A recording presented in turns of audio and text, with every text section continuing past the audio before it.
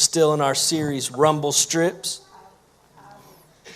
Week 1, we started diving into this passage in Ephesians and talking about the concept that a rumble strip is there to wake us up, to alert us when we begin to get drowsy or sleepy, and if we begin to kind of swerve off the road, it gives us a little buzz, a little wake-up sign, a little warning that, hey, something's going on and something is happening that we have to wake up. We have to pay attention because it's easy to drift, but it takes work to drive.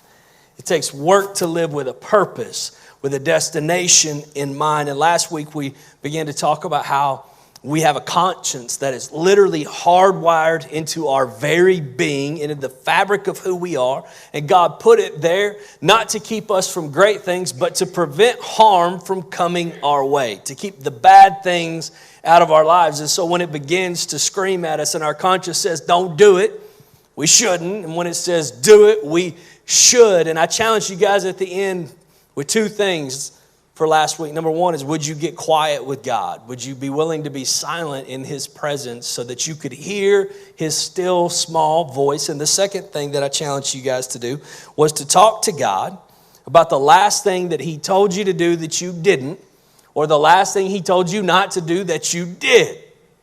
Now, I'm not going to ask who actually did that and who participated last week, because, you might not want to be willing to admit if you did or if you didn't, but I'll tell you, I did. And you hear Him in those moments when you get real with Him, when you acknowledge your mistakes and your failures and say, hey man, give me another chance. And the beautiful thing is He always does. He always puts another ball on the tee for you, gives you one more swing. He's like T-ball. You can't strike out in T-ball these days. I don't know if y'all knew that. But there are no strikeouts in T-ball. You just get to keep hacking at that dude. Doesn't matter how bad you are. I'm thinking, why do y'all do that to Little League coaches? Because then I got to coach that kid in third grade and he still can't hit the ball. Like, let's find what he's good at. It's okay he's not good at baseball. Let's find what he is good at. But God just lets us keep hacking. And I'm thankful for that. I'm thankful that He gives me the chance. We're in Ephesians chapter 5, verses 14 through 20. Here in a little bit, we'll get to 21 as well. I'm going to read it to you real quick, though. This is why it is said, again, this is Paul writing. He's writing to the church in Ephesus. This is where Paul spent more time in his ministry life than anywhere else. He camped out in Ephesus longer than in Rome or in the church at Corinth or the church at Colossae. He camped out in Ephesus for this long period of time, and so we pay attention. And Paul writes the entire book in two parts. The first part is the blessing. You're seated in Christ. You're moving to heavenly places. And the second part is behavior-based. Hey, let's get some things right. But I told you at the beginning, it's important to understand throughout this series so that you'll actually listen to the rumble strips that the blessing comes before the behavior. And when you realize how good the blessing of Jesus and His grace really is, you'll want to be better. You'll want to do better. I grew up turn and burn. Turn or you'll burn. You know what I'm saying? And now I think we're seeing this new, it's not new, it goes all the way back to the Bible, but just this presentation of, listen, God's so good, you want to be the best you can be. That speaks to me. I don't know if it speaks to you. If you grew up turn or burn, I bet it speaks to you in this place. Maybe you grew up in a more grace-filled church than I did. It says, this is why it is said, wake up, sleeper, rise from the dead, and Christ will shine on you. Be very careful. Be cautious. Pay attention. Then how you live, not as unwise, but as wise, making the most of every opportunity because the days are evil. Isn't it wild how the Bible, something written so many years ago, still speaks directly to us? Therefore, do not be foolish, but understand what the Lord's will is. Understand what the Lord's will is. How many of you would just raise your hand and be like, I wish I always knew what God's will was for my life. I wish I knew where I was going. Yeah. Come next Sunday. That's what we're going to talk about, all right? I know it's the Sunday after Thanksgiving, but we saved the best for that Sunday for all the skippers. All the folks skipping, they're going to miss the good stuff. I don't throw Sundays away. On the supposed to be down Sundays, I save my best stuff So come next Sunday and we'll talk about God's will for your life, which we all want to know and we all want to have. Do not get drunk on wine, which leads to debauchery. Instead, be filled with the Spirit. I want you to pay attention here. Speaking to one another with psalms, hymns, and songs from the Spirit. Sing and make music from your heart to the Lord, always giving thanks to God the Father for everything. For everything. This is Paul, the same guy I told you was sitting in a jail cell singing praises to God. Give thanks to the Father for everything in the name of our Lord Jesus Christ. Whenever I very first got the opportunity to start driving, 15, 16, you know what I'm talking about. Y'all remember those days. My dad was teaching me how to drive. He had to teach me because my mom can't drive. She shouldn't have a driver's license. I don't know why they allow her on the highway, but if you see her car, I would suggest that you pull over. Actually, don't do that because she might hit a parked car. Just go the other direction. You know what I'm saying? It's like a tornado coming at you. It'll just keep chasing you. So my dad's teaching me to drive, and he teaches me 10 and 2. You know what I'm talking about? Because like 15-year-olds, we like to ride dirty. Lean that seat back, get that one hand on the wheel, you know what I'm talking about? Where you can't see. I mean, at 33, you're like, that's the dumbest thing in the world. Why would I ever want to drive like that? I couldn't see half the road. I didn't have a clue what was going on, and I had no control of the steering wheel if, God forbid, a hydroplane or something bad happened. I don't know why we let 15-year-olds drive now that I think about it. That you got to be 25 if you want to drive. But I want to drive kind of gangster, and he's saying, get your hands at 10 and 2. And now when my dad spoke, you did it. You know what I'm saying? Like you didn't like lip back or like maybe give a look. Like mom, you might test a little bit, but dad, you put them dudes at 10 and 2. Because he'd pull the car over. You're driving and you're not sure how he pulled it over, but they got that dad strength.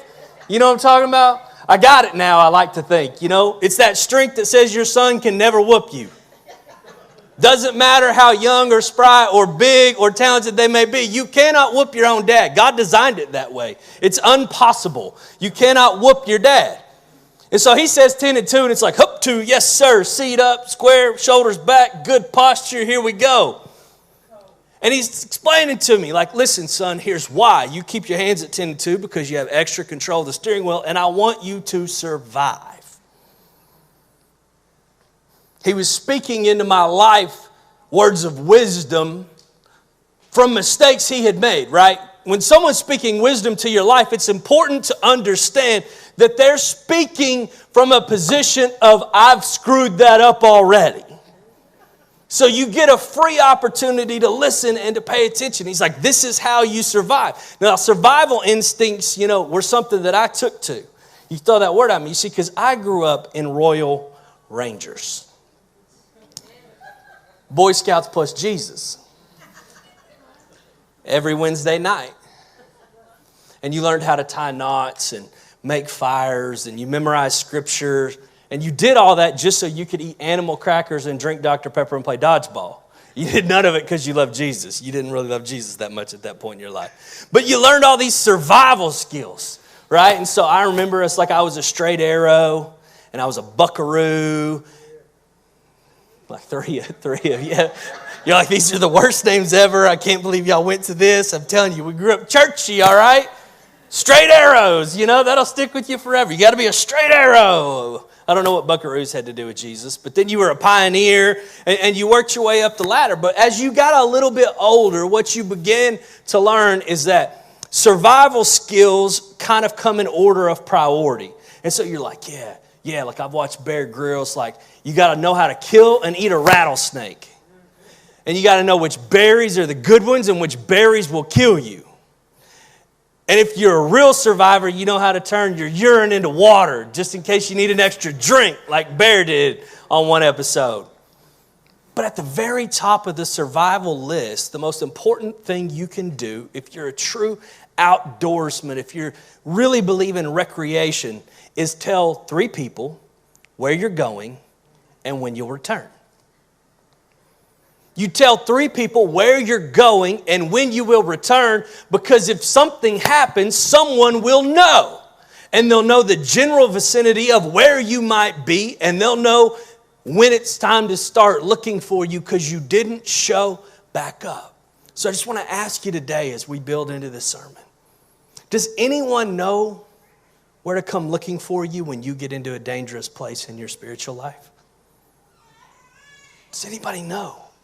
Are there voices speaking into your life with consistency that care about your spiritual walk, that know to come looking for you when things get dangerous because you've been open and honest with them? I have those guys in my life. I have a group of pastors that are far more experienced than me, and I call them when I really need stuff. And in case you were ever wondering, like our structure here, like a group of those guys also have the ability to remove me from this pulpit should I wander a little too far, because I need that accountability from some spiritually mature guys in my life. And they caution me and they warn me and they love me and they lift me up and they tell me when maybe I'm being arrogant or prideful, when I'm not spending enough time with my kids or with my wife, I'm spending too much time at the church. They speak into my life. They're a rumble strip for me. They say, wake up. You're drifting. Don't be a fool. Live as wise. They teach you to learn to love rumble strips. I appreciate rumble strips more today than I ever have before, because I see the value in them. And my hope is that at the end of this series, you'll see the value in rumble strips too. Everyone loves rumble strips, except Amish people and guys that wear spandex and ride bikes. The rest of us, we love rumble strips. We love the concept because they save us. They warn us. They keep our momentum moving in the right direction. And rumble strips are cheap. The phone calls I make to these guys are free. I don't pay anything for them. Rumble strips in real life cost $5,000 per mile. $5,000 to lay a mile of rumble strip. Now, some of you are like, man, that's a lot of money. It seems like a lot of money until you learn that it reduces fatalities by 51% on the highways that they put rumble strips. Now it's like, man, sign me up, right? Take my tax dollars and throw some rumble strips down. It was going to reduce the number of deaths by 51%. The rumble strips in your life that are the voices speaking into your life can save you. They can protect you and they can guide you. 37,000 people lose their life on highways still today, even with airbags and all the things going on. Here are the top 3 reasons: drunk driving, speeding, and no seatbelts. Now, what do those 3 things have in common? They're all preventable. The rumble strips in your spiritual life are pointing you to things that are preventable. They're saying, hey, correct it while you can before you die.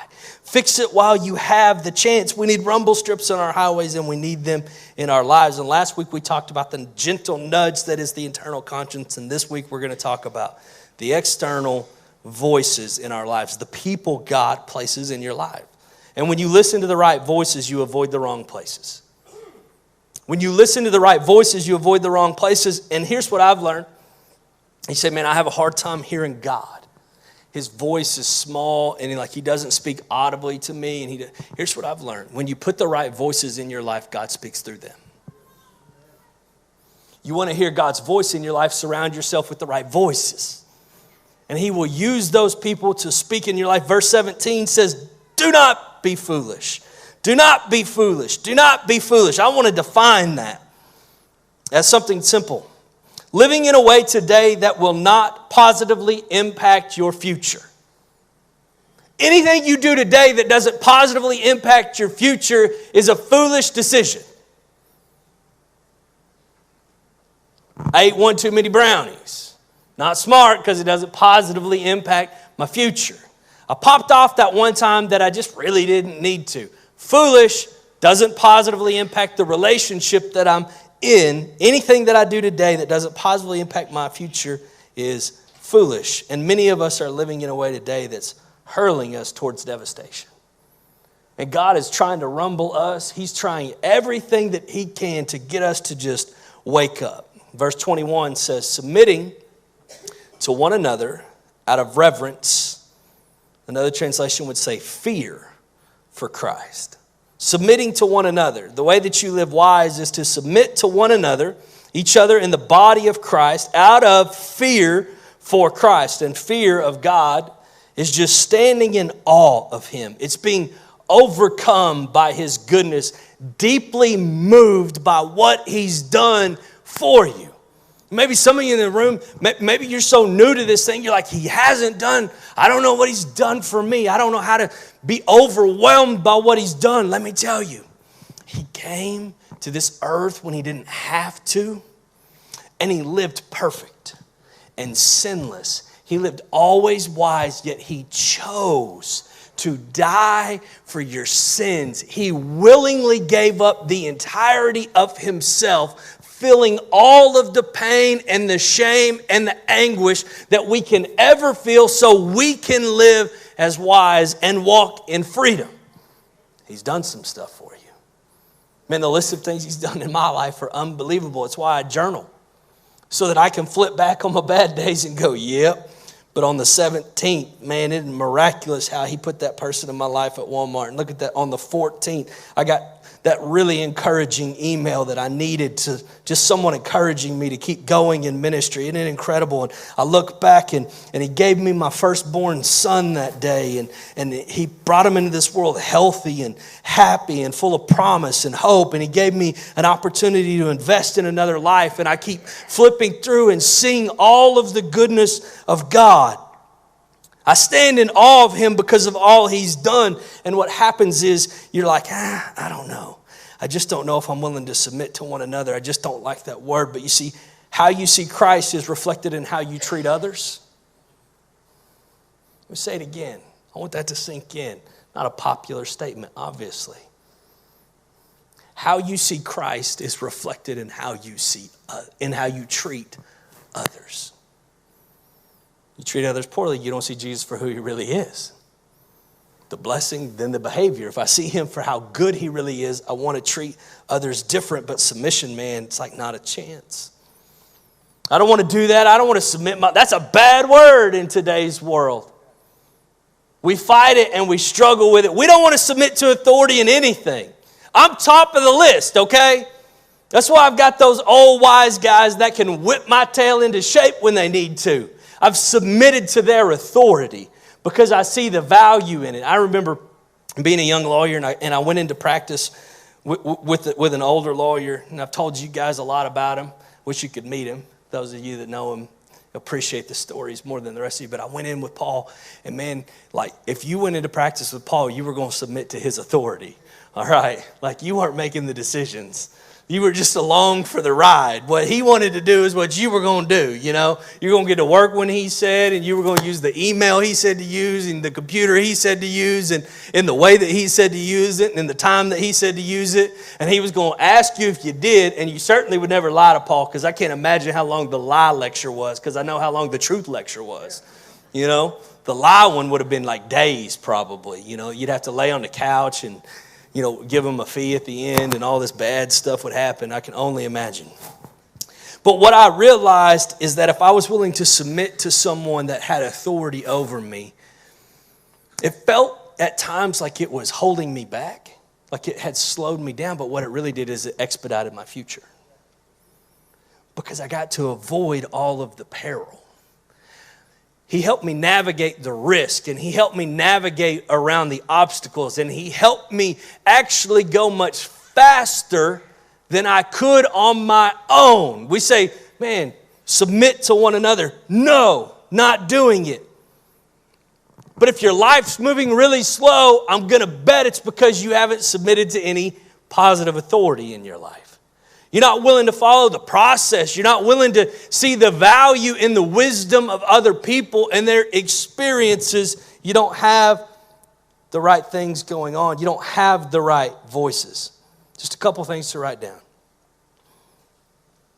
To effectively see and understand and use rumble strips, you have to have the right people in your life. Obvious statement, I get it. But you have to have the right people in your life, because to a large degree, the people in your life, determine the trajectory of your life. The people around you determine the trajectory that you're traveling on. Proverbs 13:20, the Message translation says, become wise by walking with the wise. Hang out with fools and watch your life fall to pieces. Do I want to be wise, or do I want my life to fall to pieces? You know, this is even true on a psychological level. So Princeton University did these studies where they hooked up to people's brains and they would stick them in the same room to perform similar activities in the room with one another for extended periods of time. And what they actually found is that when you spend extended periods of time with someone doing the same thing in the room with them, the wavelengths of your brain literally begin to match up. Even if naturally they are different, when you're around them for an extended period, they start to match, they start to sync. Who's around you in your life? Whose voices are you listening to? Because your brain's syncing with them. It's syncing up. It's connecting. It's becoming like them. You are going to look a little bit more like them as you work your way out. Just a few weeks ago, I was in a pretty foul mood. I know that's hard to believe, but I get in those sometimes. I was in a pretty foul mood, and I come home, and I was grumpy. And I'll be the first one to admit it. Like bad grumpy too, you know what I mean? Like I just don't want to talk grumpy. I didn't say anything mean, just didn't want to talk. Didn't want to talk. I got home late. It was after the kids were in bed, and I didn't really want to talk. And so I got over my mood because that's kind of how I roll. Like if I'm in a bad mood, like give me 30 minutes and I'll be cool. I'll come out the back end of it, right? And so I come out the back end of my mood, and so Kristen has just gone about her business, you know, taking care of whatever she was taking care of. And then she climbs in bed, and all of a sudden I want to talk, if you will. And she looks at me like, now I'm in a bad mood. You already put me in a bad mood. We affect each other. The voices in your life affect you. The people that you're around affect you. If you hang out with negative people all the time, you're going to be negative. If you hang out with positive people all the time, you can't help but be positive. If you hang out with happy people, you're going to find some happiness. If you hang out with people with successful relationships, you're going to find some successful relationships. If you hang out with degenerates, you're going to become a degenerate. It's just the process of life. Listen, this is uber practical series. I get that. But it's necessary just to sometimes hit the reset button in our lives and just remember how simple this thing really is when we overcomplicate it in the church week in and week out. It's not hard. Hang out with good people and good things will happen. And the wrong people rumble the wrong things. I've been there in my life, hanging out with the wrong people, and you're trying to invest and you're trying to do good things. And it's like, well, why would you go? Why are you at church all the time? Why are you serving? Like why do you give money to that place? Like, why won't you just come to guys' night 4 nights a week? Why do you go home to your wife? Why do you they rumble the wrong things in your life. And if the core voices in your life aren't followers of Jesus, they aren't going to rumble the right things. Now, herein lies the great struggle of Christianity. And I want to camp out here for just a minute. It's like, okay, so I need good Christian people in my life to make sure that they rumble the right things. But isn't this church all about reaching lost people? Isn't this church about reaching people far from God? Yes, is the answer, by the way. But we grew up in this polarization in the church world, right? It's like, on one hand, it's like we only go to church with people that look like us and act like us and have the same spiritual background as us. And, you know, it's like monastery style in today's church world, and we can only go to this school, and we can only drive these cars, and we can only watch these shows, and we can only do these things. And then the other extreme is it's like we kind of stand up and jump around, and it's like, yeah, but Jesus is the friend of sinners, and we got to go, and we got to take the gospel to the world, which is all true. But I want you to pay attention to the life of Jesus and think about it logically. Jesus would hang out with anyone.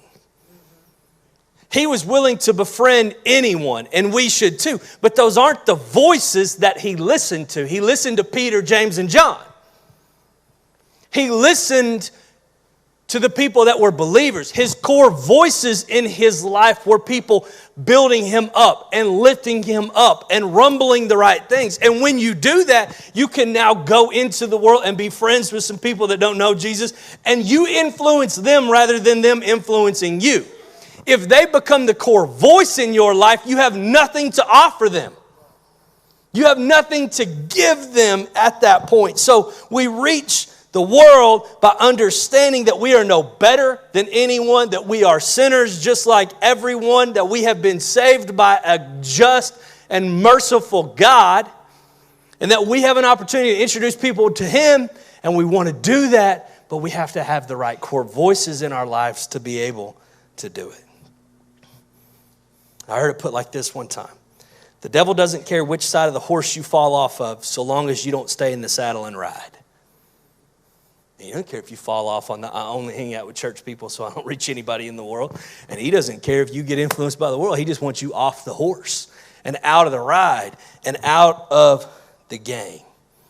And the second thing that we have to have is the right spirit. We have to have the right spirit to give and to receive correction.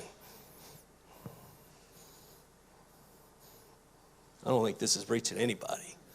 I mean, raise your hand if you're awake. All right, 75% of you. Fantastic. Here we go. This is great. It's not a feel-good message, I know, but it'll make you better, which matters. We have to have the right spirit to give and to receive correction. Now, if I'm being honest, some of you in the room are like, yeah, I love to give correction, but I don't like to receive it. I don't like to give it either. It's not my nature. Like, I just want everybody to do good. I don't know. You do you. I'll do me. You be the best you can be. I'll be the best me I can be. And here we go, rodeo, one of those things. But it takes the right spirit. You ever have those moments in your life? It's the holidays. I'm going to help somebody. When you have a real mixed bag of people and you get real nervous. Like I remember like my law school graduation. Kind of supposed to be this big moment in my life. And you got like the old friends, like been your friends since elementary school. You got like the high school friends. You got the undergraduate friends. You got the law school friends. And you got your family mixed in the bag of all of it. And you're so excited that everybody's coming until you see them all sitting together. And you're like, somebody's going to offend somebody. And yeah, it's probably going to be my mom. And you're scared, you're like, oh my gosh, I just want to walk through graduation and get on up out of here. Because you're terrified. That's how life is though, right? You got a mixed bag of people around you. Offenses occur. You become offended. They become offended. And we all need correction. And we all need to understand how to give correction. Verse 19 in that Ephesians passage says, addressing one another. Paul also writes in Colossians 3. I'm going to read just a little bit. Picking up at verse 12, he says, therefore, as God's chosen people, holy and dearly loved, clothe yourselves with compassion, kindness, humility, gentleness, and patience. Bear with each other and forgive one another if any of you has a grievance against someone. Forgive as the Lord forgave you. And over all these virtues, put on love, which binds them together in perfect unity. Let the peace of Christ rule in your hearts, since as members of one body you are called to peace, and be thankful. Let the message of Christ dwell among you richly as you teach and admonish one another with all wisdom through psalms, hymns, and songs from the Spirit, singing to God with gratitude in your hearts. And whatever you do, whether in word or deed, do it all in the name of the Lord Jesus, giving thanks to God the Father through Him. I'm going to run through these super fast. To have the right spirit, you have to put on love. Just before this, Paul writes about all the things that you have to take off of your life. The sin and the pride and the greed, the fear, the anxiety, the depression. You got to take all that off so that you can put on love. He says, man, yeah, you got to put on compassion and kindness and humility and gentleness and patience. But above all of else, the thing that will bind it all together is love. Now, if you're anything like me or my wife, we got a lot of clothes. Now, And so when I get ready for church, sometimes on Saturday night, it takes me a few outfit changes to get approval, because you don't want to look bad on camera. And so you go in and we pay very close attention to what we wear, right? Like, I want my clothes to match. I don't want to look like a goober. I want to iron my shirt so that I look nice. But do we pay attention to the things that we wear in terms of love and gentleness and patience and kindness and humility? If we'll pay attention to our external, surely we should pay attention to our internal spirit. We should pay attention to what we're wearing in that closet. It says love above all else. Even with love, he tells us that we'll still have offenses. We'll still get offended. Some things will still happen in our lives. So number 2, to have the right spirit, you have to forgive because you've been forgiven. Now remember, Ephesians is blessing before behavior. That's how Jesus gives it to us. So what we have to understand is we can forgive someone even if they didn't ask for forgiveness. We can extend that and release ourselves of that which is holding us back, whether they ask for the forgiveness or not, whether they're sorry or not. Now, they don't receive the release from it until they are sorry, but we can extend it just as Jesus did, the blessing before the behavior. Number 3, to have the right spirit, you have to ask yourself, what rules my heart? We talked about this last week, but it says the peace of Christ will rule. The peace of Christ will umpire your heart. Are you living in peace? You can't live in peace unless you've put on kindness and gentleness and humility and love. You can't live in peace unless you forgive other people that have offended you.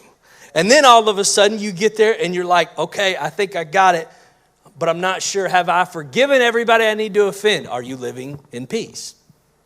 Because if the peace of God isn't guiding and directing you, if it isn't telling you that everything's okay, then there's probably some more people that you need to talk to. It's important for us to understand that healthy relationships are made up of healthy people. If you're not healthy, you can't be in a healthy relationship. You've got to be healthy to have. I want healthy relationships in my life. Me too. I've got to be a healthy person then. I've got to pay attention to that. I've got to be aware of that so that I can be healthy. I told this story once before, but my father-in-law, he went through a really, really rough time whenever he was younger. Made a lot of really foolish, bad, dumb decisions. And so he got out of jail one time. And he told his dad he was going to move to California to live with his aunt and his uncle. And his dad sat him down and he said, well, now who's going to be in California? He said, well, my aunt and my uncle. He said, yeah, but who else? And he said, well, I don't know. Like, maybe some people that I'll make friends with, and I'll get a job and I'll meet some people. Yeah, but who else is going to be in California? Well, just my aunt and my uncle. No, who's going to be in California? Well, me, my aunt, and my uncle. Yeah. He said, do you ever think maybe you're the problem? And you're just going to California with the same problem? The problem may not be here. The problem may be you. Is the peace of God umpiring your heart? Are there people you need to offend? Do you need to put on kindness and gentleness and humility and love? And when you do, what happens is you have the right spirit to receive correction and to give correction. Then you can hear somebody say, hey, take a deep breath, man. You need to chill. Take a lap. And you go, oh, yeah, you're right. Oh, you're correct. I need to slow down. I need to pay attention. I need to do those things. And then it says this. It says, let the message of Christ. When you put on gentleness and kindness and humility and love and you forgive other people as Christ has forgiven you.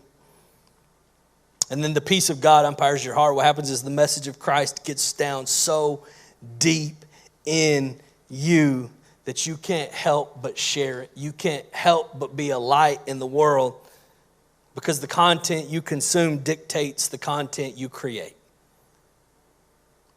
The content you consume dictates the content you create. What are you creating? Depends on what you're consuming. Whose voices are you listening to? I want to end with this. If I get you back. It says, listening to the right voice is the difference in wondering and receiving. It's the difference in wondering and receiving. Numbers chapter 13. Just before we get to this passage that I'm going to read, I want you to understand that Moses is in charge of leading God's people. He's freed them from slavery and bondage in Egypt, and he's going to take them into a promised land full of milk and honey and prosperity and greatness. And many of you know, like, yeah, but didn't they wander the desert for 40 years? They did. But we don't talk a lot about the why. Why did they end up wandering for 40 years? They're on the edge of blessing, and they listened to the wrong voices. At verse 26, it says, they came back to Moses and Aaron. Moses had sent out 12 spies. He said, go into the promised land, and I want you to survey what's going to be there for us. What are we going to run into? Are there going to be any enemies? Are there going to be any hardships or trials? Is there fruit? Is there food? Is there a place to camp? And these guys were gone for an extended period, and they came back to Moses and Aaron and the whole Israelite community at Kadesh in the desert of Paran. There they reported to them and to the whole assembly and showed them the fruit of the land. They gave Moses this account. We went into the land to which you sent us, and it does flow with milk and honey. Here's its fruit. But the people who live there are powerful, and the cities are fortified and very large. We even saw descendants of Anak there. The Amalekites live in the Negev, the Hittites, Jebusites and Amorites live in the hill country, and the Canaanites live near the sea and along the Jordan. Then Caleb, one of the 12, silenced the people before Moses and said, we should go up and take possession of the land, for we can certainly do it. But the men who had gone up with him said, we can't attack those people. They're stronger than we are. And they spread among the Israelites a bad report about the land they had explored. They said, the land we explored devours those living in it. All the people we saw there are great size. We saw the Nephilim there, the descendants of Anak come from the Nephilim. We seemed like grasshoppers in our own eyes, and we looked the same to them.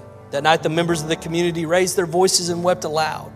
All the Israelites grumbled against Moses and Aaron and the whole assembly to them. If only we had died in Egypt or in this wilderness. Why is the Lord bringing us to this land only to let us fall by the sword? Our wives and children will be taken as plunder. Wouldn't it be better for us to go back to Egypt? And they said to each other, we should choose a leader and go back. 12 spies. 10 of them, when you study that passage, 10 of them said we can't do it. 2 of them said we could. 10 and 2. If you want to survive, you got to have your hands at 10 and 2 on the wheel. But if you want to survive, you got to decide, am I going to listen to the 10 wrong voices or the 2 correct ones?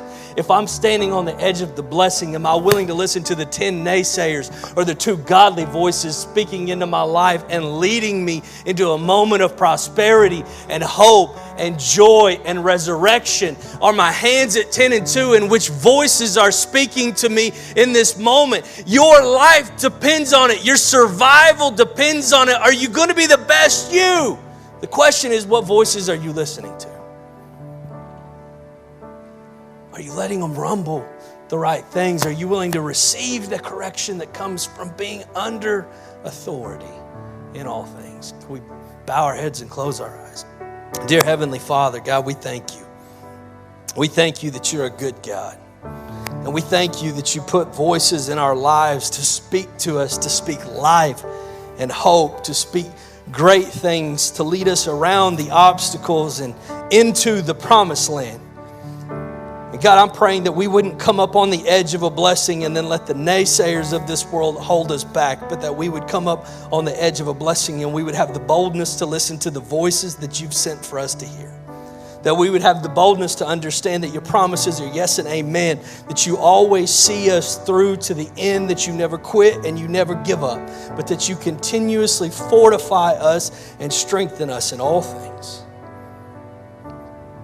With heads bowed and eyes still closed, if there's anybody in this room that would just say, Jacob, I need some voices in my life. I need some good voices in my life, and I need God to send them to me. Would you just slip your hand up? If there's anybody in the room that would say, Jacob, I've got good voices, but I haven't really been listening to them. I haven't really been letting them rumble me. Just slip your hand up. Heavenly Father, God, we thank you for every hand raised. We thank you for the people's boldness and willingness to just press into you, to seek you. And God, I ask that you would send those that need a voice, a godly voice, a wise voice, a bold voice, a voice that is covered in love and kindness and humility. And God, I ask that you would give everybody in this room the willingness to be corrected by those voices, to receive what it is that you have for them to receive, that they wouldn't want to run back to the Egypt that had enslaved them, but they would keep pressing ahead into the promised land that you have given them.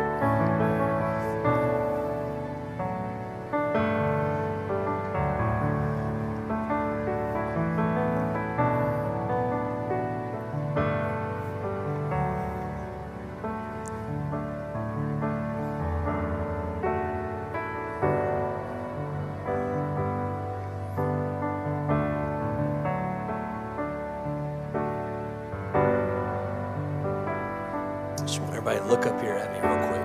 I'm going to end with this. We're going to get you out of here. I challenged myself this week. I just need you guys to pray about something with me. It's been kind of a weird week. On social media, we've had multiple people post comment satanic stuff on our post.